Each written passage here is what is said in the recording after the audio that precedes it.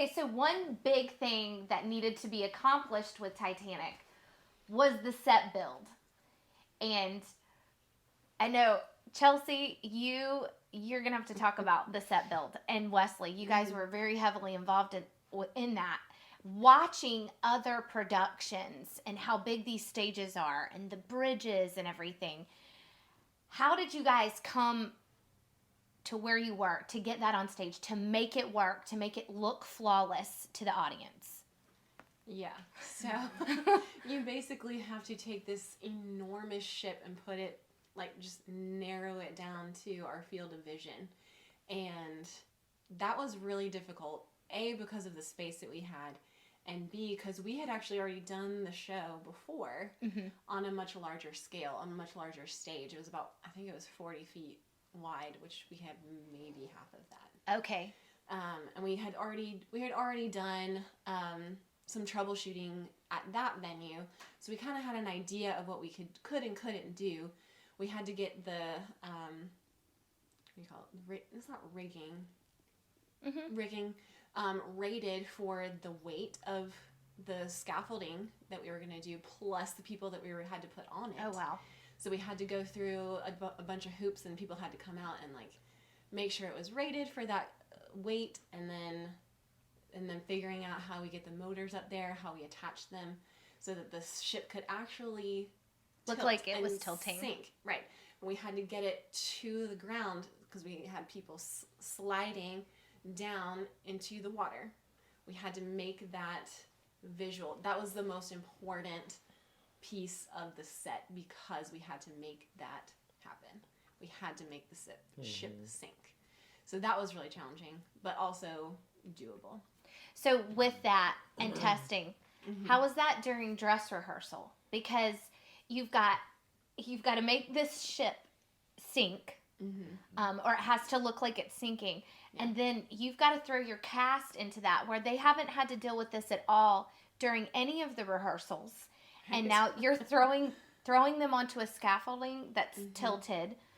They have to roll down. How did that work? Did you guys run up against anything? Yes.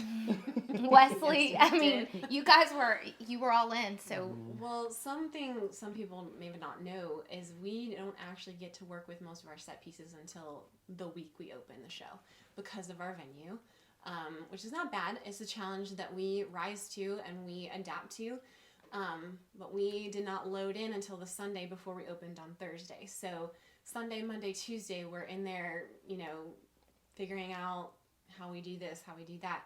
And one scene in particular, it's where we start seeing the ship list, is when the people realize the ship is going down. And so we get them on the bridge. It's first class, second class. A couple of people from third class make it up, but they're getting over the railing and into a boat. We should talk about the boat. We're going to talk about the boat. But the first rehearsal, I think it was that first rehearsal day, we had to work the ship going down and then getting into the lifeboat. And we ran into some issues, how we were going to get the ladies over. With their big dresses. Right. They weren't necessarily large this way, but they were quite constraining, to the legs. Tight, they weren't able to, lift a leg and put it over. So we had to figure out, are they going to go through the railing?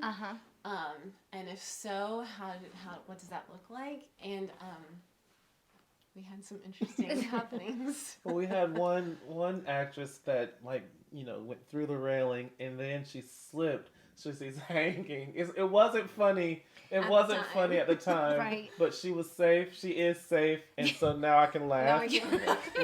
She was hanging off the bridge because she was falling. If it had been a show, it would have been really realistic. It would have been very realistic. But then I'm trying to figure out how I was going to go catch her because I wasn't on the boat. I wasn't on the bridge.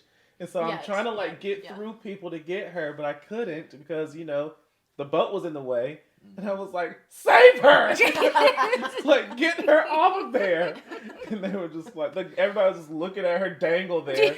But it was but what I loved, because this was my third show at the time, But what I loved seeing was like quick fixes, and so it was just like, okay, this is what's going to make this work. Move that out the way a little bit, Right. and it might, it's not going to look awkward at all because of whatever. I don't know why. I don't know why it didn't look awkward from the audience. We moved the boat. It was going to be in the middle of the railing. Yes. And so they were going to have to climb over or through. So we moved the boat closer to where it was listing.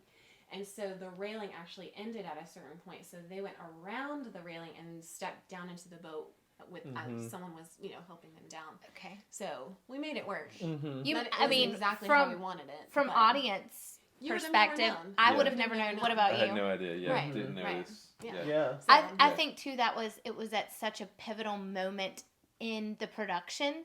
We were all in. Right. That there. emotion was there. We were all in. We were watching that. We were invested in it. And so anything that might have gone wrong backstage, exactly, behind the scenes, which is what we're covering, it's good to know that, hey, from our standpoint, everything worked well. Right. Well, yes. Right. Yeah. Wow. So what about the boat? Because that boat was pretty big. And I mean, it looked heavy. Like when you guys had to get it off of the front of the stage and then you had to get it on the stage to make it work when the boat was listing. Well, how'd that work in set design? As the name of the show, tells you, it's very large. The ship was big. The characters are big. The music is big. And so our builders decided to go along with the theme. And we had the dimensions. I think we had them set out. But it just kept getting bigger and bigger and bigger as they were building. And then they had it finished, and my dad comes in and he's like, "What is this?" And we're like, "It's the boat." Like, I didn't know how big it was supposed to be or not be. I was just like, helping out. And he goes, "It's not supposed to be that big. What are we gonna do?" I was like, So how do you do that though? Because it was that big, but then when we're watching, everybody fits in that boat. Yes, and it's probably a really good thing that when they made it that big, because we were able to get all the ladies on the boat that were supposed to be on the boat. Okay. Plus the guys who, were manning the boat and to row it away from the ship. But we were like, where do we put it? How do we get it on the stage? And so they had painted it and done the shiplap in such a way that it actually looked really nice. It's really nice. So we were like, okay, we're going to put it in front of the stage on the floor. Yeah. They, did hooks and stuff and roping, and they lifted it up in a blackout, pulled it up to the railing, put it down for the scene. After the scene, they come back, put it back down on the floor, and it worked out really well. It looked incredible. Yeah. The way that it was done. And you guys in the audience would never have known it was not supposed to be that size. No, because everybody fit in it perfectly. Yeah. It was how it's supposed to be. It didn't look out of place either. Like at the end, people were taking pictures with the right. boat. Exactly. Absolutely. So it was just... And it said it had the writing like Titanic on it. So it made a lot of sense. But it is funny. Yeah. Knowing what happens backstage behind the scenes to laugh. Like there were so many jokes, fingers pointed in a funny way. But I mean, it's funny to look at that, to see how the production came together, to see how beautifully it worked. The aesthetic of that boat on stage, it didn't look disproportioned or anything. Yeah. So, but it's neat to go backstage and see how that came about, how the funny stories behind it. Do y'all have any funny stories from Titanic? Well, we have a lot of funny stories from Titanic. Because those are important. Because important. The crazy thing too is when we're on stage, it's so emotional, and it's man, these characters are afraid for their lives. But there's so many things that happen backstage that it's just if you weren't if our directors hadn't been hard on us, when you get you're in character all the time, we would it would be a mess.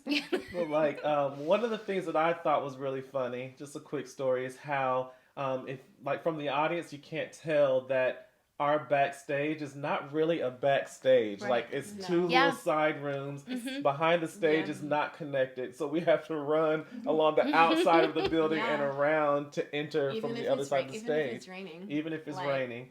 And just so, run. what was Chris's character? He was He- Alice's Alice's husband. but Edgar. Edgar Bean had a scene where Chris would get off stage, but he had to enter the very next scene. He had to enter and get on the bridge from the other side.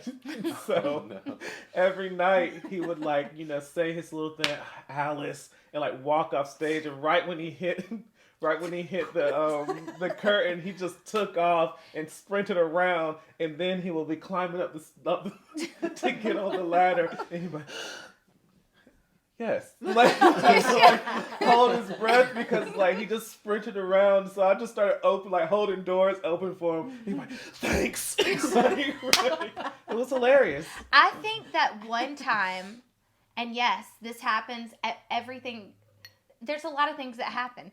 I think one time his mic was left on and you could hear him breathing. Oh, no. Which I was like, love it when who that is happens. breathing Yeah. so hard? That's Because our favorite. it is really funny because he's like, and you're hearing that.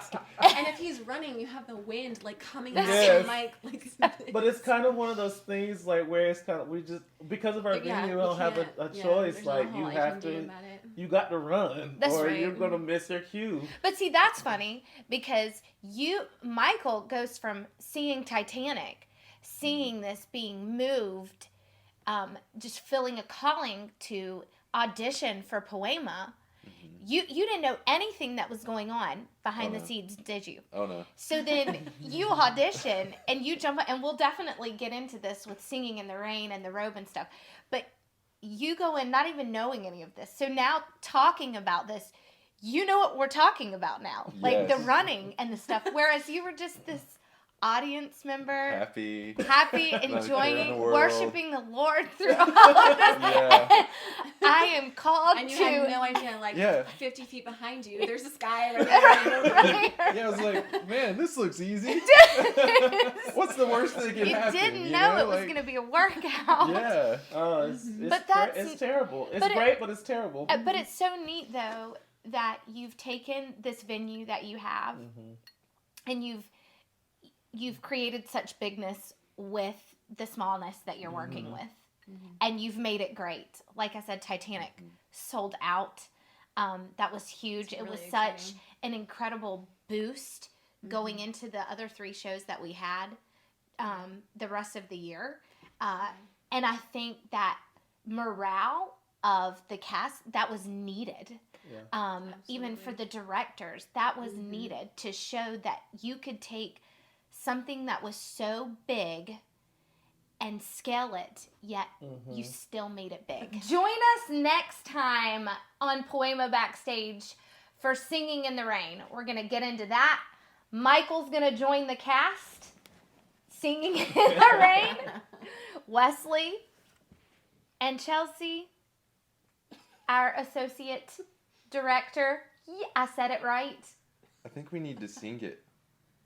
Like and subscribe. Take it away, Michael. Sail on, sail on. Great shit. Titanic. You're not in the right key. You're not even in the right key. All right, lead us off, Wesley.